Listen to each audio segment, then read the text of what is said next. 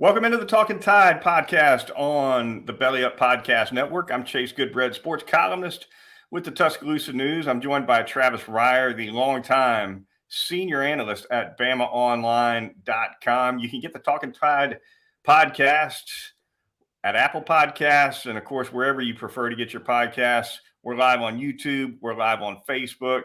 Give us a like, a subscribe, a follow at those locales if you would. The Twitter feed is Talkin_Tide. You can always get links to the podcast as soon as it drops right there on Twitter. I want to thank Peterbrook Chocolatier of Tuscaloosa, Caldera Men's Skincare, and also Heat Pizza Bar in downtown Tuscaloosa. Three fine sponsors. We'll tell you a little bit more about them later in the program. Travis, we open this first Sunday nighter of the 2023 season, coming off a resounding win over Middle Tennessee State for the Crimson Tide. Big night for Jalen Milroe in his season debut. We'll talk offense, we'll talk defense, and of course after the break, we'll break down a game or two from the Southeastern Conference, maybe hit that two deep tumbler one more time as well. But Travis, conversations got to begin with the quarterback. That was the talk all off season, all preseason, and now that the season is upon us, Jalen Milroe really out of the gate like a house on fire against Middle Tennessee State. Obviously, not the kind of competition that too much can be judged from. Nevertheless, you got to tip your cap to Milroe on multiple fronts for the way he played against the Blue Raiders. I agree. Very encouraging to see Jalen play at that level. And no, I mean, Middle Tennessee isn't Tennessee, but Middle Tennessee isn't East Tennessee State either. So, an FBS program that won 8 games last season, and you take it absolutely for a starting point for Jalen and this quarterback position in general. It was an intriguing evening. I thought it was interesting that not so much that Jalen got the start, but he was the guy throughout the first half. You know, if this was a 2 quarterback deal like AJ McCarron and Phillip Sims back in 2011, it didn't play out that way in the first half. It really wasn't scripted or planned into the game plan to go that route. So he was the guy, and I thought as it went along, especially as a passer, he sort of freed himself up a little bit. Took a couple of those big throws there in the second and into the third quarter. Seemed to help his confidence and ease some nerves, perhaps. It's a big moment for Jalen Hurts. This is pretty much it for Jalen. If he's going to be the guy at Alabama, you got to think this is where it's got to happen. And again, for a start, very, very encouraging. A couple thoughts on his performance from my end, Travis. One, I thought his best throw of the night didn't even hit the stat sheet, and that was the DPI on Isaiah Bond on that corner route. That absolutely would have gone for a touchdown. The Middle Tennessee defensive back wisely tripped up Bond before that could go for a score. But that was a fairly flat trajectory. I think maybe a more impressive throw by a little bit to some of the ones that were more successful, maybe struck for a touchdown or two. You could make an argument for multiple throws being his best of the night, but I thought that was his finest. Was also impressed, Travis, with the composure he showed, especially early in the game when the score was not a runaway. He gets the snap that rolls right by him from McLaughlin, turns around, picks it up, breaks off a really nice 21-yard touchdown run that was impressive all around. But you know what? That wasn't the only low snap he got. He got about 3 of them at least. One of them, he was able to execute a clean handoff with Jace McClellan on a 3rd and short that McClellan converted for a first down. That you know, Milroe was part of that conversion right there, just with the coolness. And if I remember right, he took yet another low snap and was able to pick it up and hit Jermaine Burton along the sideline for a completion. Talked to Seth McLaughlin after the game, asked him about it, said he was getting some slippage on a glove that he was wearing on his snapping hand and dumped it, got rid of the glove. Not sure if he dumped that glove immediately after the first low snap or if it was later on, but nevertheless, he feels like that's a problem that'll be cleaned up going forward. Yeah, I guess those gloves can go both ways. Usually they're tackified, right? Enough that they help you grip the football. But with sweat and humidity and everything else this time of year, I guess that could be problematic. And yeah, Jalen did what he needed to do. And you think about it, the concerns you had really for this offense, specifically going into this opener, involved more so the quarterback position and also the wide receivers. And the wide receivers did a great job of hanging on to the football. You go 10 of 13 on third downs. You don't do that without really good quarterback play and wide receiver and receiver play in general. And I thought, again, like you, I thought there were multiple throws from which you could choose for Jalen that you could point to and say, yeah, that one was pretty amazing. And I thought the touchdown pass to Amari Niblack was as well, because he was kind of in the face of 5-6 man pressure, stood in there, kind of anticipated it, let it go before Niblack really hit the post, and perfect throw. Had the nice ball to Jermaine Burton for a touchdown, to Isaiah Bond. This is what this offense is supposed to look like in a perfect world. Running back, quarterback keeps it, and then hit the deep ball when the opportunity presents itself. You know, I thought, along with the touchdown pass you just noted, I thought there were several times that I saw Milroe step up and show some patience, waiting for somebody to break open that he might not have shown against A&M or Arkansas last year. Travis, I think there were a couple completions, nice deep completions that he made, where a year ago he might have been out the gate trying to run it. Yeah, second quarter, he had a 3rd and 6, I think, and MTSU brought the pressure. And he had Jermaine Burton on a little crossing route. I don't know if he gets the ball to Burton hot, if Burton's able to, catch it and get what he needs after the catch. But that was, it seemed like the read, and he held the ball a little bit. I thought there was a little bit of hesitancy on a couple of plays, more so in the first half. But again, once he started to hit some throws, I don't think the vertical passing game is going to be as much of an issue for Jalen Milroe. Where I need to see more from Jalen Milroe is more in the intermediate game, maybe on some of those crossing routes. And I thought even going back to 8A, he showed he can hit those throws. He had a couple of those dropped in the spring game. But on Saturday night, if you want to pick apart maybe a couple of throws that were a little questionable, it probably was more so there in that area in the middle of the field. Yeah, no doubt. And those throws you're talking about, the shorter ones, the intermediate ones, those are the ones you really can't be late on, right? You can be Yeah. half a beat late on some of those deep balls, and your wide receiver can still make a play. And it might be low risk if you lay it out there far enough behind the defense. But if you're late on something short or you're late on something intermediate, it gets jumped and can be going the other way. We hadn't brought this up yet, Travis, but as big as anything for Milroe in this performance was no turnovers. Yeah. It was, and I thought he operated the offense efficiently. I thought the offense in general in Tommy Rees's first game did a better job than maybe previous years of not only getting the play call in and getting up to the line of scrimmage with, say, 20 on the play clock. And then because you didn't have the quarterback totally in control of the checks, you would see Jalen look over to see if there was a check to be made or if the play was on that had been called.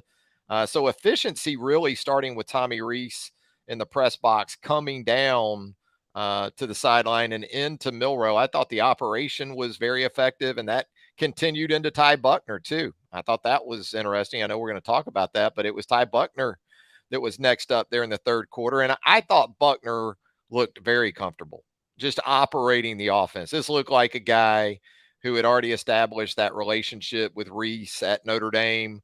And I think this is a guy, again, that he still at Alabama has his best football in front of him. Will it be enough to get him on the field on a consistent basis at some point? I think that's more up to Jalen Milroe right now than anybody else. Offensive line, we'll turn there really quickly here, Travis. I thought J.C. Latham was out there setting a tone, trying to finish blocks, blocking to the whistle, going after those pancakes. He was playing with, these coaches a lot of times like to say they like offensive linemen with a defensive mindset. Well, that's what I was seeing from Latham against Middle Tennessee State. On the downside, there was some issues on the interior, I thought, on a couple of runs. Certainly, the touchdown McClellan had on the goal line where that was designed to go inside. It got stuffed, and he was wisely able to just bounce it and get to the corner and score. So we'll see what happens with the competition, which obviously I think is going to continue a little bit on the inside with Dalcourt at guard in particular. Terrence Ferguson subbed in and played a little bit with the ones, Travis, and I think you noted before we started that he was the first one off the bench on in that unit.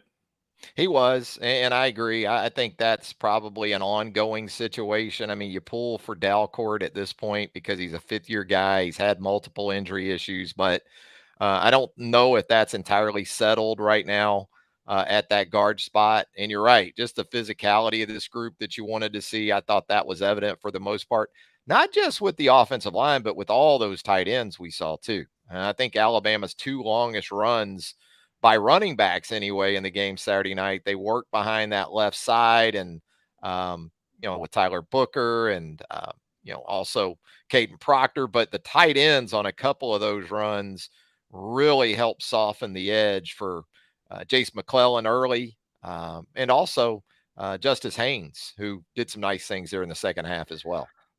I'm ready to see Robbie Hughes just go out there in shorts, Travis. I mean, that's basically what he's doing out there. I mean, I get it with Will Riker halfway down his thigh. I know. Will Reicher's a kicker, so I get it that he kind of looks like he's getting ready for a stage of the Tour de France or something with the biker shorts, cyclist shorts. But it amazes me how many of these guys these days. I mean, nothing really. Nope. It was something for sure. All right, defensively, Travis, we'll jump to that side of the ball for at least a couple minutes before we move on here on the Talkin Tide podcast on the Belly Up Podcast Network. Certainly a big night with the linebackers, sacks kind of all around. Braswell, Quindarius Robinson had one. Lawson had one as well. Q Robinson had one, yeah. It was an impressive night for that group for sure. Braswell's sack was a real shot. That was one that the quarterback for MTSU is going to be feeling for a day or two. Yeah, clear edge win on that one for Braswell. I like some of the stuff they did, some of the simulated pressures, because you watch Robinson's back, and they've got him at that sort of inside linebacker position in the dime, and they've got him on the same side as Dallas Turner. And earlier in the first quarter, they had brought a game with Robinson and Turner running a stunt, kind of a tackle end. If Robinson were a tackle, which he wasn't on the play, it was that kind of action anyway. And so Turner had gotten pressure and flushed Nick, what's his last name now? Vattiato, the quarterback for MTSU, on that particular play. Well, I think MTSU thought that same stunt was coming again, but instead Q was able to slip between the guard and the center. And if he didn't get there, Deontay Lawson was, because he was right behind him. And so I thought it was well timed, even when Alabama didn't bring 5 guys or more necessarily, even when they brought 4. It seemed like to MTSU, it had to feel like it was 5 or more by the way they handled it. Yeah, Robinson we saw early in the game, first quarter, certainly earlier than I would have thought he would have been in the game. Travis made a quick impact. Didn't end up playing a ton, though. His snaps were fairly limited, but he flashed out of the gate anyway. Situational guy, that third outside linebacker. So when they go with their dime rabbits or cheetah or panther or whatever they're calling it this year, he's going to be on the field if he's the third guy. And so good for him, because this is another veteran that's been around 4 years now or so. It's taken him a while physically to get to where he needs to be, but it looks like for now that when they do go to that package with 6 defensive backs, they're gonna put him out there to go along with Chris Braswell and Dallas Turner and Deontay Lawson. And they like to mix that one defensive lineman. It could be Justin Aboibe, it could be Jamarian Latham. Interesting too defensively that we saw Tim Keenan and Jaheim Otis in the lineup together to start the game. So they got some different combinations, some versatility, I think, that they feel pretty good about right now, but they still need to see it in the way of production, especially on third down. If they can get a significant and positive contribution out of Keenan this season, it comes from a place that kind of makes everybody else, it kind of makes them better all throughout the front seven in some ways, because now all of a sudden your linebackers are scraping easier, and Jaheim Otis is maybe doing some things lined up further outside that maybe he couldn't have done inside. So if Keenan turns into a real dog in the middle, that's a game changer for the front seven. And they need they need war daddies. I think Otis, maybe Keenan can be that guy. I still think Justin Aboigbe's going to have a big season. I think he's really important to this group. But you said it, between those three especially, they can definitely keep Deontay Lawson clean, Trez Marshall. I thought Kendrick Blackshire, man, positive performance for him. Another guy that's been in the program for 3 years or so now, and kind of time for him to take another step. And with Jihad Campbell out, that opportunity was afforded to Blackshire, and I'd say he made the most of it. Injury-wise for Alabama, Travis, Nick Saban mentioned in post-game that Malachi Moore and Jalen Key were dealing with some issues. I haven't gotten word on what the deal is with those two, but with Texas on deck, and of course, in our next edition of Talkin Tide on Wednesday night, we'll be previewing the Alabama-Texas game, Travis. But with that one on deck and the way Quinn Ewers can throw it around, it would be ill timing for sure if Alabama's minus a defensive back or two. Yeah, that wouldn't be ideal for sure. And it's not just Ewers; he's got guys around him, man. A.D. Mitchell, of course, Xavier Worthy. You got Whittington at the slot receiver position, Jatavius Sanders at tight end. A lot of guys. And so it should be a confident Texas team coming into Tuscaloosa after that game in Austin last year. And certainly in terms of what that game felt like while Ewers was still on the field. It felt a little bit ominous for Alabama during that first quarter when he was kind of hitting everything that came out of his hand. We'll see if he can duplicate that early on in Tuscaloosa this time around. But no, the challenge is great. And they need all the guys they can get. It was good, though, that they kind of went into that game feeling like they had 8 or 9 guys that they could play with. So if they are short a guy or two, they have some not just capable guys. They got some guys that have been around. I mean, Christian Story's been around for a while. Mm-hmm. And so we'll see how that plays out. Yeah, ominous was definitely the word for it in Austin last year. Once again, be sure to check out the Talkin Tide podcast on Wednesday night when Travis and I preview the Crimson Tide versus the Longhorns in full depth. The Talkin Tide podcast on the Belly Up Podcast Network is going to turn and thank a couple of sponsors right now. We're going to start by telling you a little bit about Heat Pizza Bar. Really pleased to have Heat Pizza Bar back as a sponsor of the program. Located in downtown Tuscaloosa in Government Square, perfect place to eat on a football weekend when you're looking for great food, a full bar, and a fun atmosphere, but maybe without the craziness on the Strip. Heat Pizza Bar offers fantastic signature pizzas, wide array of salads, a great appetizer, including those jalapeno poppers. You'll love those. Go see Frank Fleming and his friendly staff for your next pizza in T-Town at 2256th Street downtown. Never a parking problem with that free public parking deck on the backside of Heat Pizza Bar. Great daily specials too, including this Tuesday's great deal. That awesome Thai chicken pizza, just $9 from 2 to 6 p.m. and $3 domestic beers all day long. It's Heat Pizza Bar, downtown Tuscaloosa. You know what, Chase? Nick Saban isn't the only icon in Tuscaloosa going into his 17th season in Titletown. On September the 1st, before the Saturday season opener, Peterbrook Chocolatier of Tuscaloosa turned 16 years old. How about that? Sweet 16. Does it get any sweeter than Peterbrook Chocolatier? I don't think so. Peterbrook Chocolatier, a staple now of West Central Alabama. Get by there, 1530 McFarland Boulevard North in the Indian Hills section of Tuscaloosa. They got all those. Look at those chocolate footballs. You got to get chocolate football, don't you? They can take care of you if you're looking to thank that special someone. They've got the chocolate thank you business cards. That's the kind of business card I'd like to get for a change. They're available to you with so much more at Peterbrook Chocolatier, 1530 McFarland Boulevard North in the Indian Hills section of Tuscaloosa.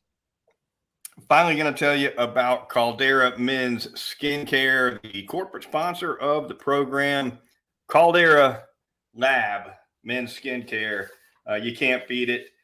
First impressions matter. This is how you do it right. Caldera has a team of 4 products that Travis and I are trying on this month: the Clean Slate, the Base Layer, the Icon, and the Good. Here in the last couple of weeks or so, we've featured the Clean Slate and the Base Layer. This week, focusing in on the Icon, which is going to help get rid of those bags under the eyes. Now, I don't have that problem now at 52. I'm sure it's coming at some point. So trying a little preventative maintenance, I suppose. Once again, just takes a little bit on the fingertip. A couple of these great Caldera Men's Skincare products you just rub in once daily. A couple of them are for both morning and night application. That would include the Icon. So check all the Caldera products at calderalab.com/tide. And just for the Talkin Tide audience, Caldera is offering 20% off now with a discount code TIDE. So go to calderalab.com/tide, save 20% right now on Caldera Lab Men's Skincare products. Once again, calderalab.com/tide. And with that, Travis, we're going to move on. And I tell you what, we'll hold the 2 deep tumbler for the end. We'll talk a little bit about this South Carolina, North Carolina game, Travis, over the weekend. North Carolina gets it done. Drake May wins the quarterback battle in Charlotte, neutral site. A lot of excitement for that game for sure. But the story for the Gamecocks, Travis, coming out of that one for sure is an absolutely dismal performance by its offensive line. 9 sacks and -2 rushing yards. And Spencer Rattler throws for 353, by the way. So, you got to tip your hat to Rattler. You talk about somebody that didn't have any help. Yeah, and I think that bodes well for Spencer Rattler in terms of how the next level is concerned, because I think for NFL people, they're looking at Rattler just to see how he handles those situations, because that seems to be more the question for him. Intangibles with Spencer Rattler. But no, and by the way, that North Carolina defense a year ago was absolutely awful. And that's not Lawrence Taylor playing for the Tar Heels these days. I think he's fresh out of eligibility in Chapel Hill. So disappointing to say the least, because you had all this momentum. He might have been out of eligibility the minute he got to Chapel Hill. That could be. But, it's just so disappointing for Shane Beamer's team, because you get those wins late in the regular season a year ago. Okay, you lose the bowl game in a thriller to Notre Dame in Jacksonville in that time of season now where there's so many opt-outs, guys just sitting out bowl games. It's hard to put a whole lot of stock into that, but it wasn't a poor performance. But then to open the season with this kind of dud, and understanding Drake May is a heck of a talent at the quarterback position. Top 5 pick, it seems like, for this next draft. But Drake May wasn't particularly great. So to me, I agree. I thought it was more about the ineptitude of that play that you outlined, and just South Carolina on the offensive side for the most part throughout it. All right, we're going to jump into that 2 deep tumbler here really quickly. Then we're going to get out of here on the Talkin Tide podcast. Let's give it a spin, Travis. See who comes out. We're I'm not putting the balls back in the tumbler after we draw somebody, right? Because I don't want any repeats. Right. And so we're starting to run a little low on balls, but we got enough to dig one out here. Shouldn't be too hard. There we go. It's not the first time we've been told that, by the way. Yeah. Let's see what we got. This thing's tricky. What in the world? There we go. All right, Travis. Oh, the number.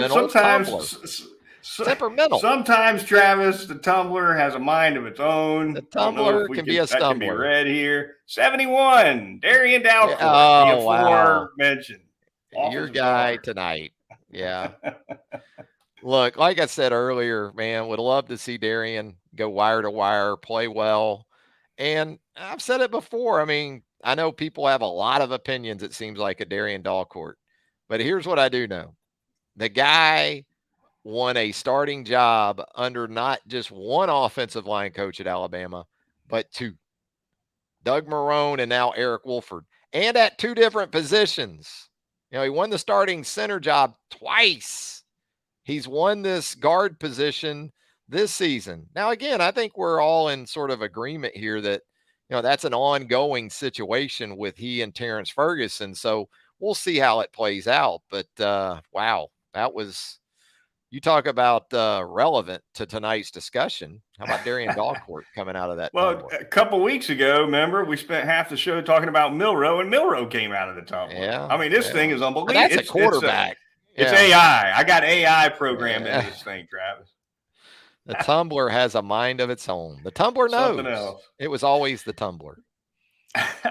All right, that is going to do it for this fine edition of the Talkin Tide podcast. Be sure to join us Wednesday night when we preview the Crimson Tide hosting the University of Texas on Saturday at Bryant-Denny Stadium. For Travis Reier, the senior analyst at BamaOnline.com, I'm Chase Goodbread, sports columnist with the Tuscaloosa News. We'll talk to you next time right here on Talkin Tide.